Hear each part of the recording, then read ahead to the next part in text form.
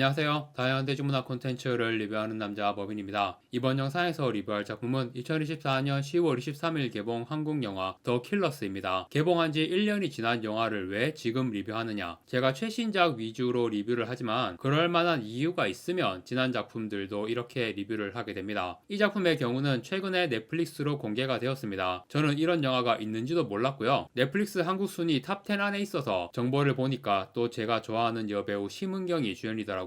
그래서 냉큼 봤죠. 제 예상보다 좋았던 점이 두 가지가 있는데요. 첫 번째는 그냥 영화가 생각보다 재밌다라는 거. 두 번째는 30분 정도 분량의 단편 4개를 묶은 엔솔로지 영화라고 알고 봤는데 제가 심은경을 좋아해서 이 영화를 본 거잖아요. 저는 심은경이 단편 4개 중 한 작품에만 주인공인 줄 알았어요. 그런데 4개 작품에 심은경이 다 나오더라고요. 그 점이 좋았습니다. 정확히 말해서 3개 작품에만 심은경이 주인공이고 나머지 1개는 심은경이 나오긴 하는데 카메오 수준도 아닌 거의 안 나왔다고 봐도 될 정도의 분량이었습니다. 그래도 3개 작품에서 심은경이 주인공이었고 3작품 다 전혀 다른 캐릭터. 그런데 전부 엄청 매력있는 캐릭터였어요. 심은경이 뭐 써니나 수상한 그녀 같은 대박 흥행작이나 일본 아카데미 여우주연상을 받은 신문기자 같은 대표작이 있지만 그런 작품의 성과와 무관하게 저는 이 더 킬러스라는 영화야말로 진정한 심은경의 대표작이 될 수 있는 영화이지 않은가. 그만큼 다채로운 연기와 매력적인 캐릭터를 보여주거든요. 완전히 심은경 덕질용 영화다. 저는 이 영화를 그렇게 규정하고 싶습니다. 물론 그건 저의 개인적인 입장이고 이 영화를 설명하는 핵심적인 요소는 따로 있죠. 바로 해밍웨이의 단편 소설 살인자들 같은 제목입니다. 영어로 더 킬러스. 이 소설이 원작이라고 하기도 뭐할 정도로 영화와 소설 내용은 전혀 다르다라고 하는데 그건 사실이에요. 내용은 전혀 다릅니다. 하지만 이 소설이 의외로 굉장히 중요하더라고요. 이 영화를 아직 안 보신 분들 혹시 제 리뷰를 보시고 이 영화 한번 봐볼까? 라고 생각하신다면 영화 보기 전에 소설을 반드시 읽으시라고 말씀드리고 싶어요. 이 소설은 지금 구글에 해밍웨이 살인자들이라고 검색하면 어떤 사이트의 게시판에 누가 번역본을 그냥 올려놓은 게 있어요. 인터넷만 되는 상황이면 바로 읽을 수 있습니다. 단편이라서 분량이 아주 짧기 때문에 10분 정도면 읽습니다. 직접 읽으시는 게 좋지만 저도 약간만 설명을 드리겠습니다. 닉 애덤스라는 어린이가 주인공인 단편이에요. 해밍웨이가 닉 애덤스가 주인공인 단편들을 여러 개 썼더라고요. 어린 시절부터 중년 시기까지 다양한 내용의 단편들이 있는데 닉 애덤스의 이야기는 해밍웨이 본인의 자전적인 이야기라고 합니다. 아무튼 살인자들에서는 닉 애덤스가 어떤 식당에 있다가 그 식당에 수상한 2명의 남자가 들어오는 걸 보게 됩니다. 이 남자들은 매일 같은 시간에 이 식당에서 식사를 하는 누군가를 죽이러 온 거였어요. 닉이 아는 사람이야. 그런데 그 남자가 매일 오는 건 아니었어요. 이날도 오지 않거든요. 그래서 이 킬러들은 허탕을 치죠. 닉이 그 남자한테 가서 이런 일이 있었다라고 얘기를 해줍니다. 그런데 그 남자의 반응이 어쩔 도리가 없다. 내가 할 수 있는 일은 아무것도 없다. 그래도 알려줘서 고맙다. 이러면서 자기가 그 킬러들에게 죽게 되는 운명을 받아들이는 모습인 거예요. 닉은 어린애니까 이해를 못하죠. 어딘가로 도망치거나 저항할 생각도 안 하고 저런 식으로 죽음을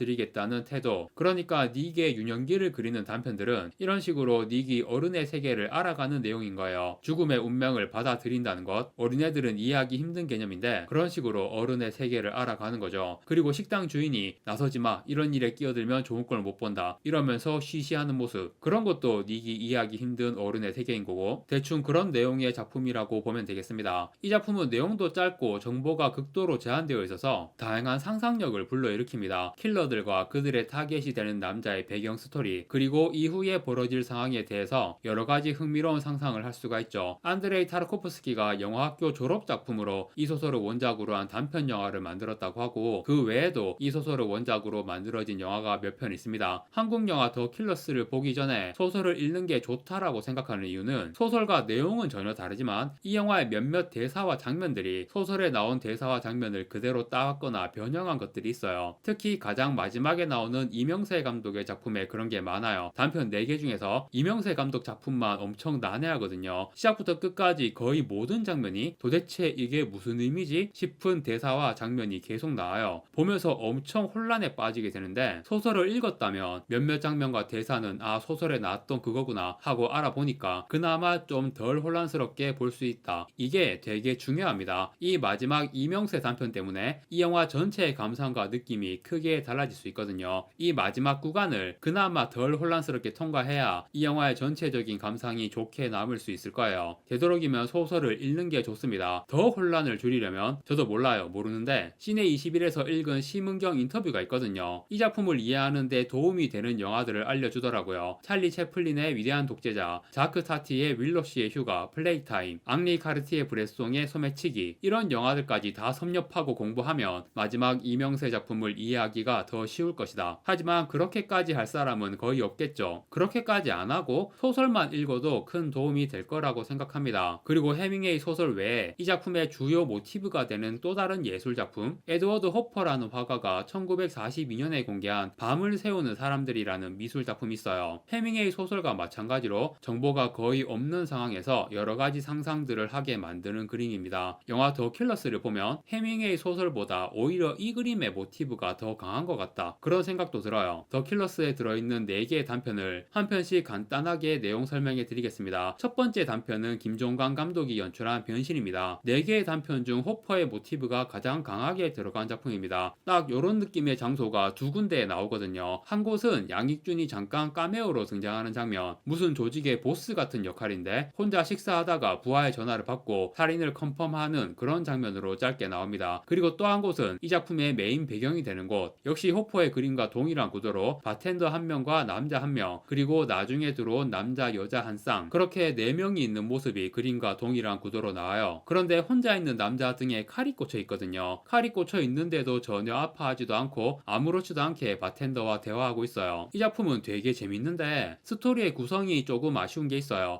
시작하자마자 바로 이 장면이 나왔다면 뭐지? 하면서 바로 스토리에 몰입이 되었을 텐데, 첫 장면은 남자가 등에 칼이 꽂힌 채 도망치는 모습이 나오고 그 다음 이 남자가 등에 칼이 꽂히게 된 사연이 나와요. 그 다음에 이 술집 장면이 나오거든요. 술집 장면이 먼저 나오고 그 다음 과거 내용이 나오는 게 더 낫지 않았나 싶습니다. 아무튼 내용을 여기까지 보면 이거는 무슨 사후세계 같은 건가? 그런 생각이 일단 들거든요. 심은경이 연기한 바텐더 캐릭터가 뭔가 범상치 않은 존재로 느껴져요. 그런데 사후세계가 아니고 알고 보니 뱀파이어였다. 칼에 찔린 남자가 술집 앞에 쓰러졌는데 뱀파이어가 다 죽어가는 이 남자를 살려준 거죠. 어떻게 살렸겠어요? 이 남자도 뱀파이어로 만든 겁니다. 자기가 뱀파이어가 되었다는 사실을 아직 몰라요. 등에 칼이 꽂혀있다는 것도 까먹었어. 아무튼 그렇게 두 뱀파이어가 있는 곳에 남녀 한 쌍의 손님이 들어옵니다. 남자는 영화 감독이고 여자는 여배우. 딱 봐도 여배우한테 술 먹이고 어떻게 해보려는 것 같은 그런 분위기와 대화들이 나오고요. 바텐더가 여배우의 술에 자기 피를 한 방울 떨어뜨리는데 그 술을 마시고 여배우는 야한 신음소리를 내면서 춤을 추기 시작하고 영화 감독은 바텐더가 죽여버립니다. 중년 남자의 피가 숙성된 맛이 나서 좋대요. 짧은 단편이지만 뱀파이어 물로서 되게 흥미로운 장면들이 많이 나오거든요. 그런데 중년 남자의 피가 맛있다는 건 좀 받아들이기 힘드네요. 맛있을 리가 없다고 생각합니다. 제가 뱀파이어가 되어도 중년 남자의 피는 안 빨 거예요. 이 작품의 마지막은 잔인한 뱀파이어 액션. 주인공이 칼에 찔린 채 도망을 치고 있었으니까 주인공을 추적하는 무리들이 있겠죠. 그들이 들이닥칩니다. 하지만 뱀파이어가 된 주인공에게 다 사륙당한다. 되게 심플한 내용이지만 뱀파이어물로서 상당히 재밌고 완성도 높은 작품입니다. 뱀파이어 바텐더를 연기한 심은경도 아주 매력있었고요. 솔직히 이런 앤솔로지나 옴니버스물은 큰 기대를 안 하고 보는데 시작부터 너무 괜찮은데? 이러면서 확 정신이 들더라고요. 두 번째 작품은 노덕 감독이 연출한 업자들입니다. 4개의 단편 중 해밍웨이의 소설이나 호퍼의 그림의 모티브는 가장 약한 작품이에요. 나머지 3개는 다 비슷비슷한 장소와 상황들이 나오지만 이 작품만 가장 동떨어져 있습니다. 그런데 4개 중에서 가장 평이 좋은 작품입니다. 평이 좋다는 건 대중적인 평. 영화 개봉 당시에 인터넷에 올라온 일반 관객들의 후기를 보면 업자들이 가장 재밌었다는 반응이 많더라고요. 사회적인 주제의식을 담은 블랙 코미디입니다. 살인 청부에 대한 내용인데 우리나라에서 다른 분야의 산업 구조도 그렇듯이 하청에 하청